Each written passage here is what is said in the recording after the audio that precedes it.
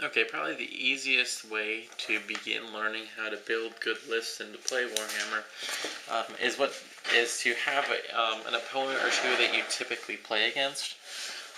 Because at the beginning, you're going to want to be building lists based on what you're fighting.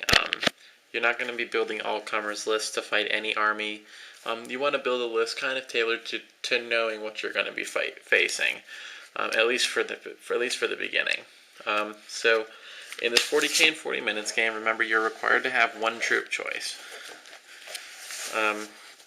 So in this particular case, I'm going to take veterans, because I know veterans can take, this is for the Imperial Guard, by the way, I know veterans can take a lot of special weapons, and the basic las gun for the Imperial Guard is not going to do a whole lot against the Space Marine. So I'm going to get a veteran squad.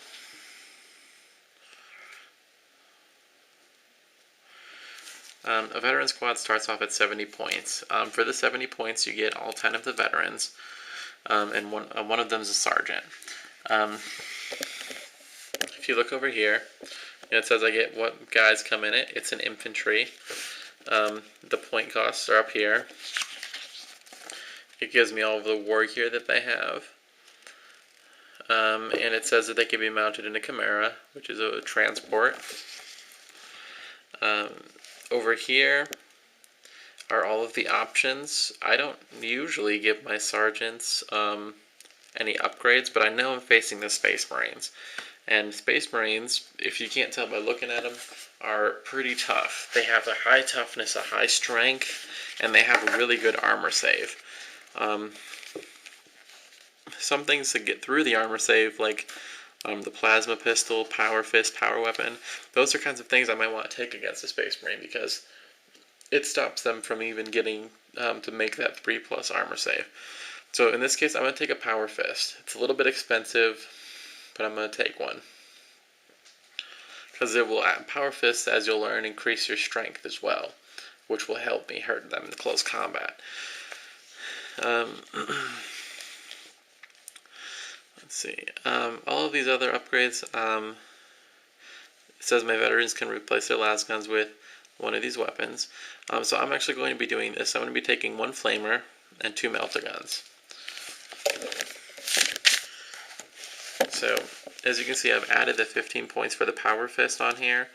I'm going to be taking one flamer, because it says they can take up to 3 special weapons for 5 points, and 2 melter guns for 20 points total.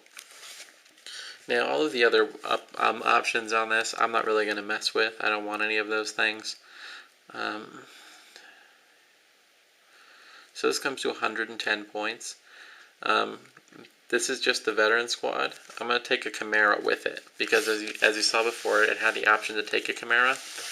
So I go to the dedicated transport section, and it lists all of the Chimera's options and everything here. So I'm just going to go ahead and add that on.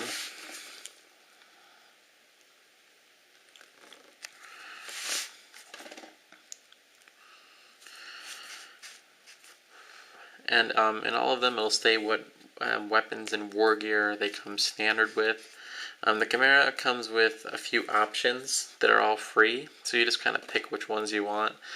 I'm just going to leave it with its 2 heavy bolters. Actually, 1 heavy bolter and 1 multi-laser. So 1 multi-laser, 1 heavy bolter. And I'm not going to give it any of the upgrades. And these are all free, so it's just 55 points. And if you'll notice, the Chimera's armor is 12, 10, 10. That's a total of 32 if you have those all together. So that's legal for 40k in 40 minutes. Now I could use a lot of troops against the Space Marines, but if they get into combat with them, they're just going to get chewed up. And I know that the Stormtroopers have a weapon that does really well against the Space Marines, so I'm going to take some Stormtroopers here. Okay.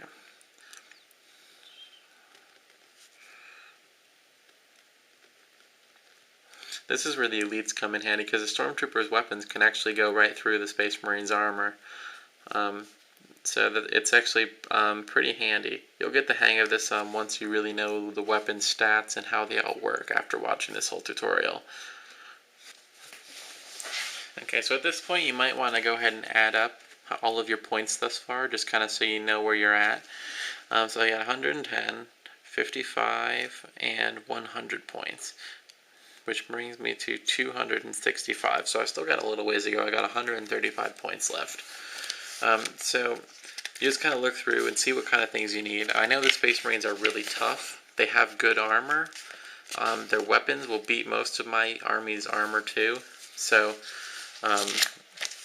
I want things that can take a lot of beating and things that can dish out a lot of hurt too. Unfortunately for the Imperial Guard, most of that ability comes in their heavy support and their tanks, which are all basically illegal in 40k and 40 minutes due to their high armor value. So I'm going to opt for a few armored sentinels. So I'm going to get 2 armored sentinels, because I know that if I get the armored sentinels in combat with the Space Marines, it's going to be hard for the Space Marines to kill the sentinels.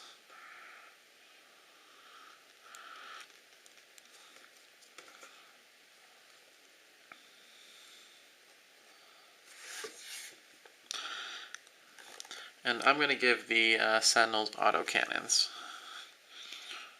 Autocannons I know have a high strength. It's not going to beat their armor, but if they have any transports, it'll help me take those out from a distance.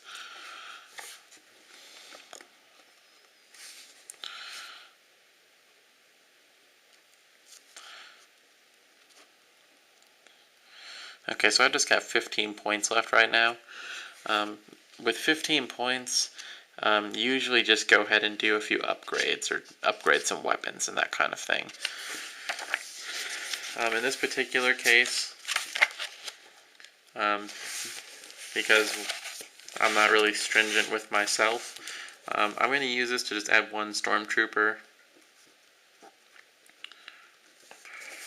which is going to put me over by 1 point, but I'm not really concerned about it. So if you're playing against somebody else, like a friendly game, or if it's a tournament, definitely not. If you're playing against one of your friends in a friendly game, a lot of times they're like, oh, whatever, it's just a point. If they do want you to not go over, then adjust your list to make sure you don't go over.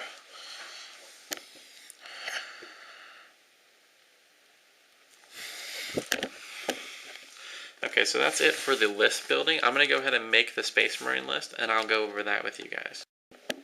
Okay, so I've added up my Space Marine list. I've got a tactical squad with a flamer. This is the basic infantry. That's a troop choice. They're in a dedicated transport, which is a Razorback, which is kind of one of their flimsier tanks. It's like a Rhino, but it's got a heavy weapon on top. I've got an assault squad with a flamer. This is a fast attack choice. This is the guy with the jump packs I showed you. And I've got a land speeder with a heavy bolt, with actually 2 heavy bolters on it. All of these things were, aside from the Razorback, were units I showed you in the beginning introduction kind of thing, the different unit types. This tactical squad has 6 guys in it. The assault squad has 5. Okay, so here's the Imperial Guard force. As you can see, I've got the Chimera. Not all of the weapons on everything that you'll see here are correct. Like they're not all modeled exactly the right way, but they're pretty close. This is my veteran squad here. I've got 2 melta-guns, a flamer, the sergeant. The sergeant, for example, has a power fist, but I don't have a sergeant power fist model right now.